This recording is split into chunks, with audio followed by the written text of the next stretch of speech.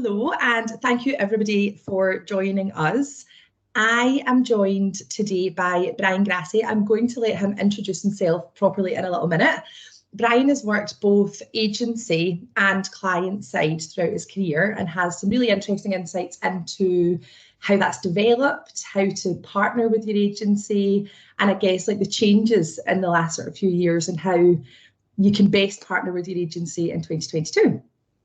So on that note, Brian, I could pass over to you and you can maybe just tell us a little bit about yourself. Yeah, sure. As Kerry said, my name's Brian Grassie. Currently head of digital marketing at Phlo Technologies. We're an online pharmacy, a digital pharmacy, predominantly focused in England at the moment for same-day delivery in London and Birmingham.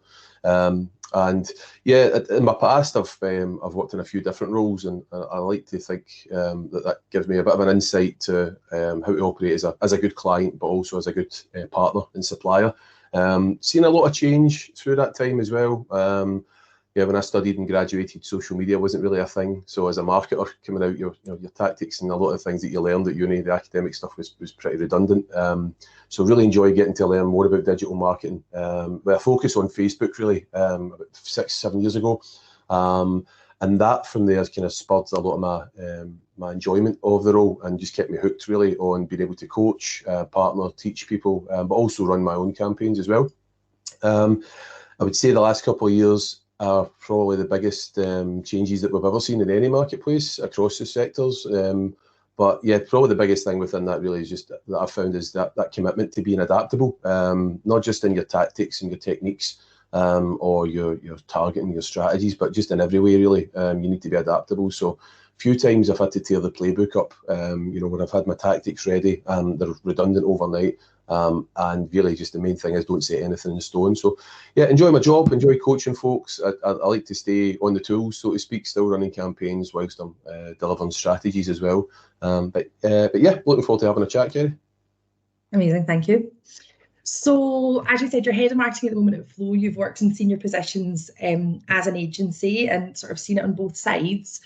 I guess I'd be interested to hear for you just now being in-house, what do you think it is, or how do you think you're successfully working with agencies? Like, how are you making the agencies work for you?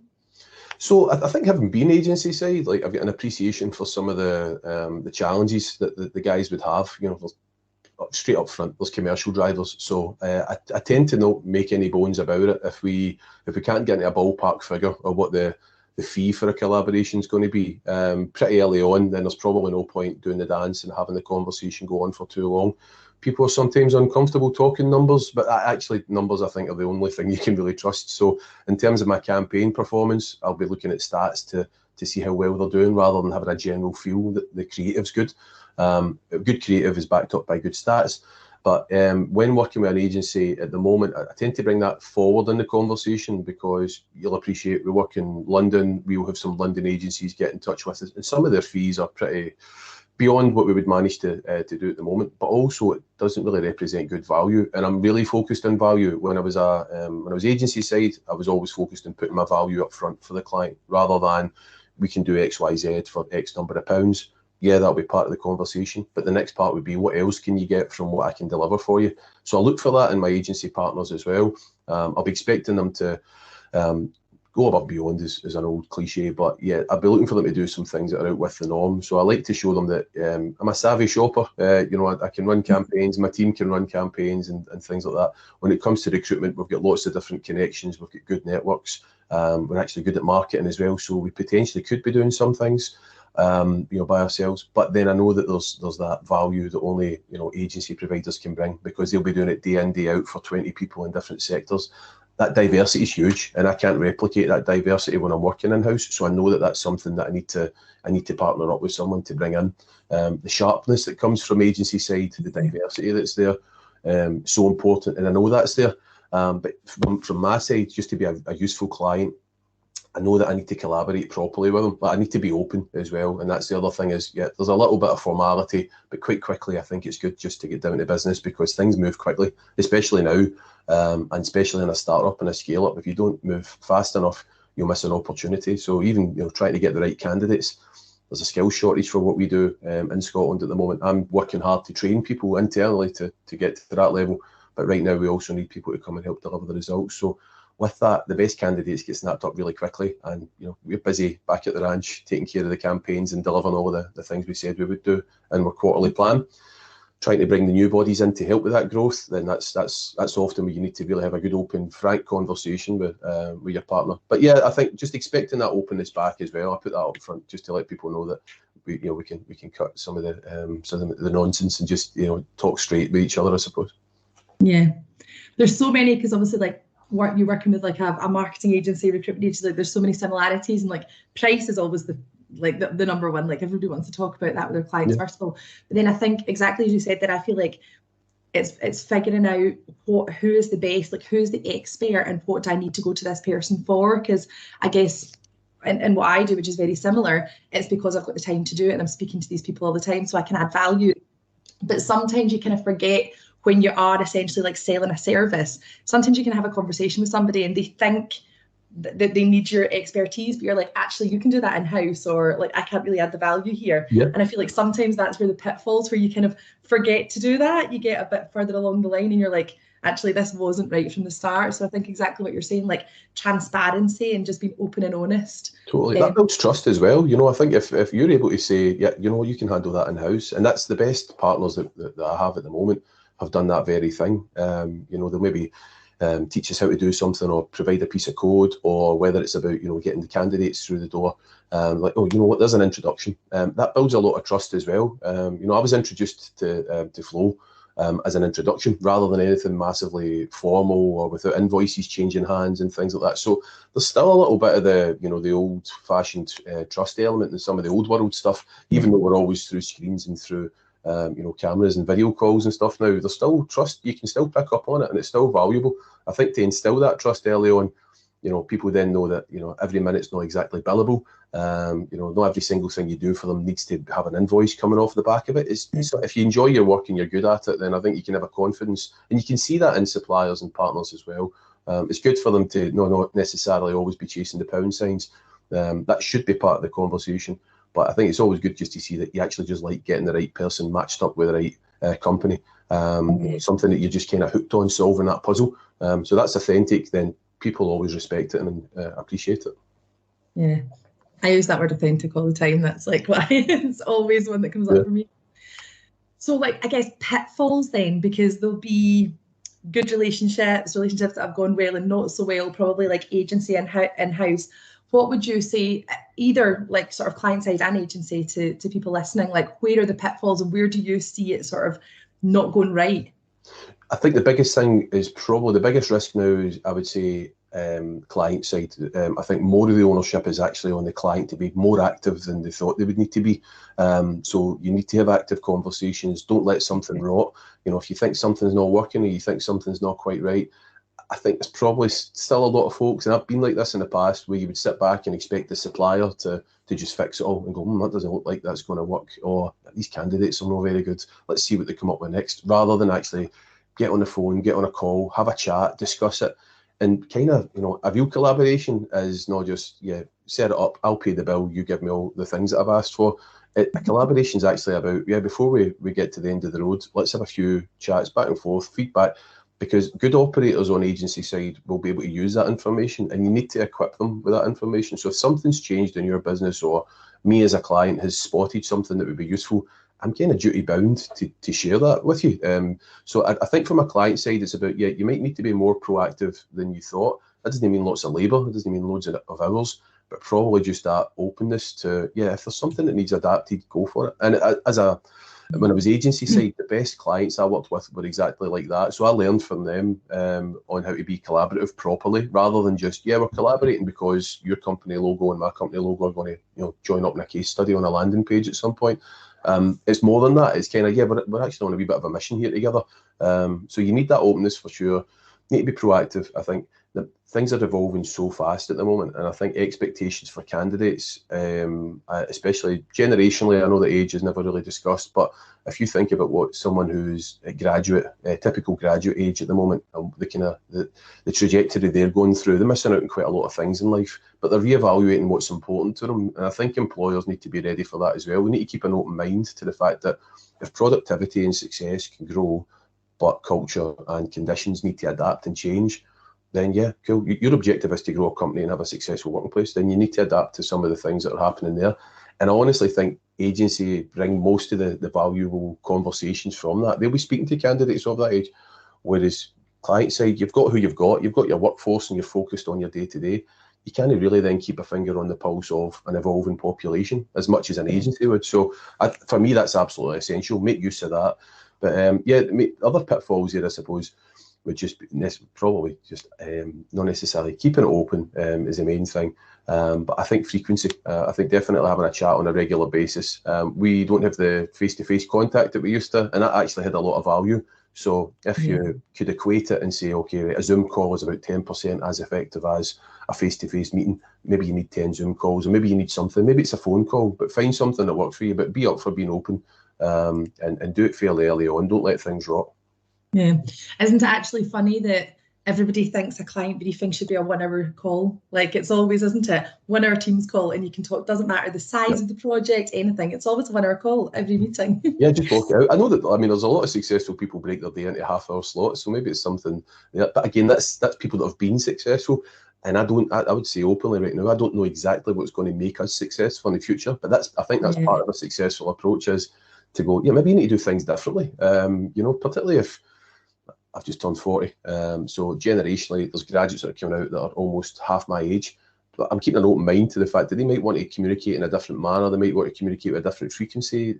Language adapts and changes pretty quickly. So, I think, some of the old models might need to just change. And I think even looking at conferences, expos, all of this type of stuff, if you relied on those things in the past and they're not as available at the moment, and they certainly doesn't look like they're going to be available anytime soon, you need to adapt, and that might mean adapting the old kind of blocked 1 hour meeting for everybody. There's a lot of wasted time in some of them, just lip service as well. And it's funny, I think actually something you said there just made me think, when I speak to clients, and I'm sure you would get the same thing when your agency side, I feel like clients think every job you work is the same and every campaign you run is the same, when actually they're all so different. I think sometimes I feel like I have to remember and tell clients that, like, actually this is completely unique and this is totally different, although it's within the same sort of spectrum and I'm looking for the same thing. This is completely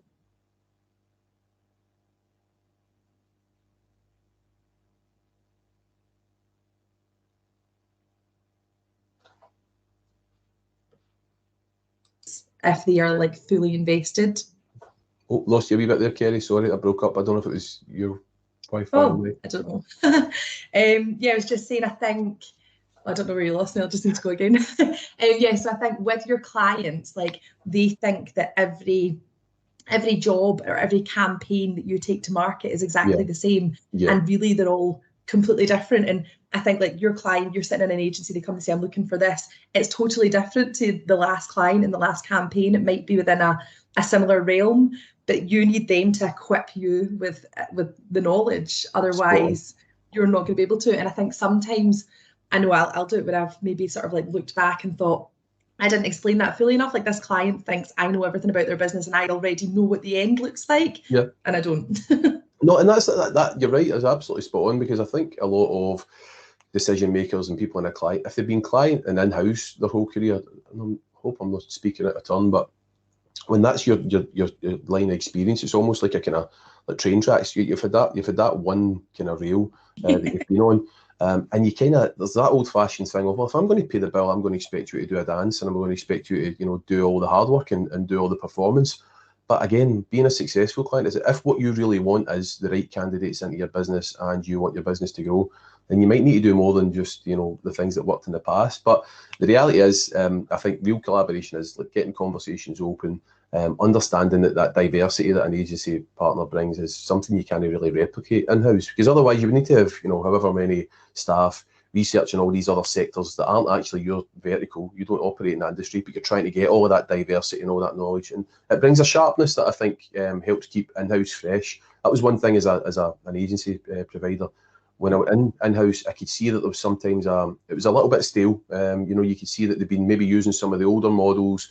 They'd worked okay, hitting a KPI, etc., but you could see some people internally in those positions that were like, no, I want more. Actually, I want to really thrive. I want to grow things. I'm really ambitious, but maybe the organisation hit at a level where it had plateaued, and that causes sometimes just a little bit of, what do we need? Yeah, we need 5 people in those positions. Great. The KPI is to get 5 people, 5 bums on seats, and that's us done it. Or was it to actually get the right people in, to shake that up, to bring innovation, to maybe grow that sector by 20%, to create more jobs? If you then start to aim a little bit higher, you realise you need to do a bit more as a client than just pay the bill. Yeah. I don't know if you ever get this, but like sometimes when I get a job description or like a brief, it might have like a date on it, and it's like the job description as was like 5 years ago or something is still in the footer, and I'm like, I can't send this to somebody, like this is the same as it was, and the job is not the same as it was 5 years ago, like there's no way it is. But I guess that's, yeah. By the way, I'm still guilty of some of that. So sometimes I'm like, yeah, I'll chat and I'll have conversations, and I'll preach about being open. Yeah, totally open. Then when it comes to put it down on a page, because you need that as well. Like you need a document to refer to, and that's the bit where I'm like, oh right, okay, where's my old tricks? Where's the back catalogue? And I'll pull something out. Can you imagine a digital marketing executive for 10 years ago and what they would be expecting to do versus now? Even in the difference in the last 2 years, it's changed so much.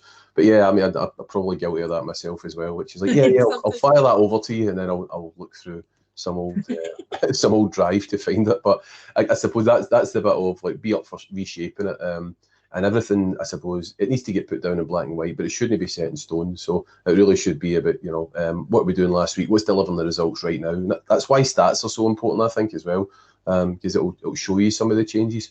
But yeah, I can feel your pain on that one. I'm probably guilty of it. Something you said earlier, we're talking about like the changes in people, like kind of generationally, and I think that's something that maybe over the last like 5 to 10 years, certainly it just seems to be getting more and more, and candidates and graduates in like the mid-90s or early 2000s who are now hiring managers have had a totally different experience than graduates now. And I think it's such a focus for everybody. An agency, as well, as you said, is adapted in digital marketing even in the last 2 years. It's like insane. Yeah. How do we, I don't know, is it change people's mindsets, or how do we get the hiring managers of today to really engage and get the best out of the graduates today and tomorrow? So there's a few things in there. You can try and find a motivator for people. So for me, I'm motivated about creating jobs. Like I love the idea of creating extra jobs, more people in work, more people in jobs that they enjoy. I like passing on the skills that I've got. So that's the hard skills that will do this, and you'll create a successful Google Words campaign. Do this, you'll have a good Facebook ads campaign. But then the soft skills as well, trying to teach people how to maybe present, how to negotiate, how to manipulate positively as well. I enjoy passing that on, because then what I'm going to see come back from them is their own version of that, and they'll be a very different person from me. But I've maybe got that mindset because I've been in different positions and I've had to diversify a little bit in the past. So you can motivate by, as I say, job creation, growth of the company, profit, whatever else you might want to put in front of them, whatever really is the big currency for them. The next part of that, I could probably say to temper it, would be is a bit of a disincentive, is you're going to go extinct if you don't adapt. So if you hire the way that you were hired in the past, maybe you enjoyed being hired back in the 90s or the 80s or whatever, and that was a successful way of doing it for you. If you try that approach now, just expect there's a fair chance, or at least keep an open mind, there's a fair chance it's not going to be successful. If it's not successful, when you went through a 6-week to 8-week recruitment period, maybe you're recruiting people that are very similar to you. You think that all works and we're all patting ourselves in the back, but they're actually not ready for the modern or the current market. And that doesn't just relate to age, I suppose. There's things are changing for a lot of people. People are evaluating what their work-life balance should be. So keeping an open mind to that, and basically focus on what really matters is, if it's profit, that's okay. That's a healthy thing for businesses to be all about. You don't need to be, culture goes above profit. But for me, I think seeing how things are working now, there's been a lot of adaptation for us through the pandemic. Creativity in the first 3-4 weeks of lockdown shot up because people had less time commuting. Then it went through the floor, and we had to speak to our agency partners to see what else are they seeing elsewhere. What are other people doing to try to mitigate that when you can't get face to face. And I think there's plenty to be said for that, I think, just in terms of diversification. But yeah, big disincentive for me, but I don't want to miss out on the best candidates. So I would need someone to help me with that. The other part of it is, if the techniques you've been using for years are going to go redundant, you need quite an innovative culture. You need people that are going to adapt, and they're going to be up for rolling their sleeves up and solving puzzles. In terms of the graduate side, I think there's a big gap in the market in Scotland at the moment. I think there's a skill shortage, particularly in digital marketing, digital in general, but yeah, certainly digital marketing. But these are skills that can be taught. And again, I hope I'm not offending anyone in the academic kind of circles, but I don't think you can design a curriculum that would have stayed agile enough to survive what we've seen in the last 2 years. Forget the pandemic. Facebook's changes, and if Facebook like it or not, is absolutely massive. It's changed to Meta, all the stuff with Cambridge Analytica. That changed playbooks overnight, and I mean literally overnight. There was a client that I had back in the day. I was about to deliver a big list of project tactics for them and techniques, and then the Cambridge Analytica stuff was announced, and everybody was starting to be GDPR focused. And within 40 hours, that playbook was redundant. Facebook actually delisted a lot of the options that were bringing lots of success. So I had to reevaluate all of that. So I don't think graduates are coming out. People shouldn't expect them to come out ready for the job. I think you need to be ready to maybe partner up with someone that is going to help you find the right people, but have a blend in there where you can actually make them better and make them fit for purpose as well. But be up for that. That's part of your gift to them. If they're coming in at entry level salaries and you're having to pay a fee for them to come on board, great, but use it as an investment, actually do something to make them a better operator. You'll probably find a lot of loyalty from them as well, and I've found that in my career is if you invest your time and your skills into folks, sometimes it goes wrong, sometimes they become a bit successful and they move on, and you wish they would stay, but that's just the way it goes. But you can regard it as a success anyway. But I think you definitely need to look at, particularly graduates as an investment. Tons of talent, and the one thing I think people are missing out on is hunger and appetite. People looking for that first chance to impress. But I think definitely you want to make the most of that as well. Give them a platform, but give them the right format to succeed and train up. But yeah, I think things have accelerated a lot. So last couple of years have made things move really, really fast. I think 5 years age difference now might be massive, and it's not just age, but I think there is a big factor there as well. We don't know what that experience is like. Therefore, you need to almost kind of buy it in, and you need to live through other folk that have seen it and negotiated with it and dealt with it on a daily basis, and just be pretty open about it as well. Be ready to adapt as a decision maker. Be up for some change.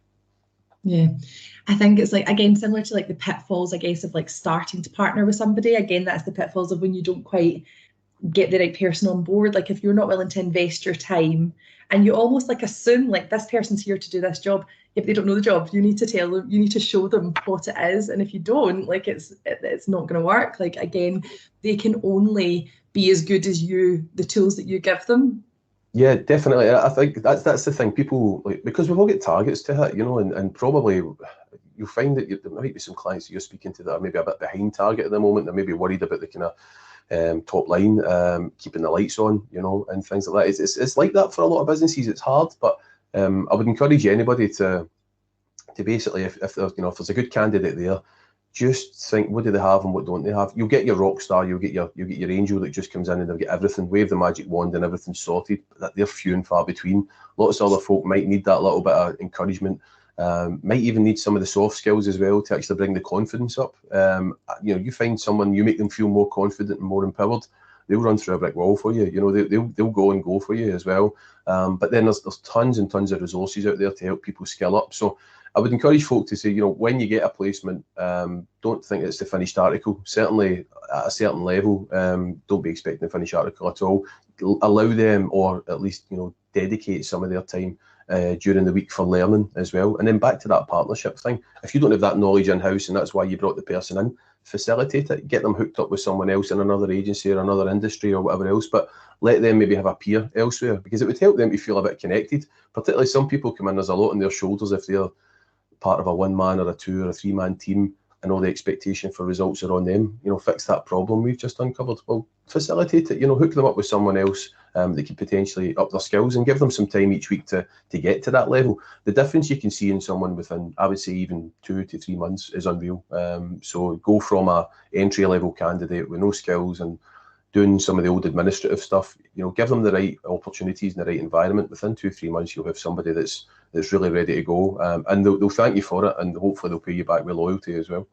Yeah, and I feel almost listening to them, what you think, somebody in your team, what you think their key skills are probably not the same as what they see as their key skills, and the things that they want to do, their career path, how they want it to go, it might not be the same as yours, and that's fine. They can be totally different, but you have to understand how they see their career going, how they see their job role, and then you'll get the best out of them. If you know that that's what they want to do, like, you have to let them like run with that as much as you possibly can, because I think sometimes you see someone and it might be, I don't know, there's things that I'm good at but I hate doing, like, so do you know, I don't want to, like, it's like a kind of means to an ends, whereas there's other things that are maybe not the biggest part of the job, but you kind of try, you want to make it more. And I think that's a big thing as well, especially with people who are finding their feet, grads or a couple of years experience. Like, they've got their own ideas as how their career is going to go, and it's not necessarily the same as yours, but like that's okay.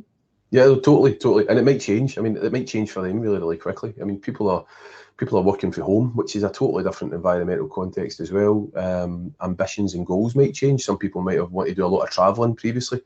Digital marketing allows you to potentially be a digital nomad, but you know, a lockdown, then a shutdown, then an open up, then another lockdown. It causes a lot of uncertainty for folk as well. So I mean, we're in a period of uncertainty. So do our best with that. Keep an open mind. Provide guidance and leadership when you need to. And structure, I think, is the best thing. Sometimes people will be unsure about what they think they want for their career, but they'll maybe pull some of the kind of archetypal things off the shelf and go, yeah, I want to be successful. I want to earn a certain amount of money. I want to do this. People are now beginning to talk about things like paternity leave. You know, I want to be in a place that I'm valued. I want to be in something where I'm more creative. Some people want to be less creative as well. That's another burden for people when they realise, okay, actually, I thought I wanted to do, you know, 50 social media posts a month and come up with campaigns, and they find it painful. So if they're good and your business has, you know, a need for skills, as I say to my team at the moment, you know, find something that the business needs, something that you're good at and something you enjoy. If you put those things together, then it'll work. But, you know, if the enjoyment factor starts to reduce, but it's valuable to the business, yeah, keep it up. But let's find, you know, what other things we can do through innovation or whatever else. So it really is about keeping an open mind, but not just saying that you're keeping an open mind, not just saying that you're being a partner. It's actually like actively practicing that type of stuff. As a decision maker and as a leader, it can be a bit painful sometimes, but it'll work. You know, if it's 99% of the time, then the 1% you just need to ride with that. But at the moment, I think things are so fluid. You really need to listen to people, and sometimes you need to encourage them to open up a little bit as well. But as a client, you probably need to do that as well when you're being asked, who do you want in as a candidate? Sometimes people don't know, so you know, let the partner take the lead at that point, but be up for it. Yeah, I'm taking like so many notes of things that I'm going to say to my clients now that you're saying to me right now. I learned it through a lot of failings as well as a client, where I thought, you know, I'll come in nice and close, sit back, let them impress me. Really, what we're talking about is people. So if it's employees, it's people, and there's a lot of turbulence out there. There's a lot of emotion and stuff as well. So when people are coming to present, you sometimes need to bring the best out of them, regardless if they're at a senior level. You know, the onus is not just completely on them, and I think sometimes we forget that as well. It's not always a buyer's market. You know, you sometimes need to show that you're a great employer, you've got great managers, and you've got a culture that someone would want to work in for the long term as well, because then you don't need to go back and replace folk. That's one thing to think about is, you know, when people are saying, oh, I need a placement, I need an operator in that position. Sometimes it is A to B like that. But yeah, through some poor kind of management in my past, I've certainly learned for lots of that as well. But yeah, adaptability is the biggest thing at the moment, I think, keeping an open mind. Listen, thank you so much. That's been so interesting. Like I said, I've taken like loads of notes, and my clients are going to hear lots of the stuff that you've said to me today. Cool. No, enjoyed that. It was good fun. Amazing. Thanks so much. I'm just going to, if I can find that stop record button.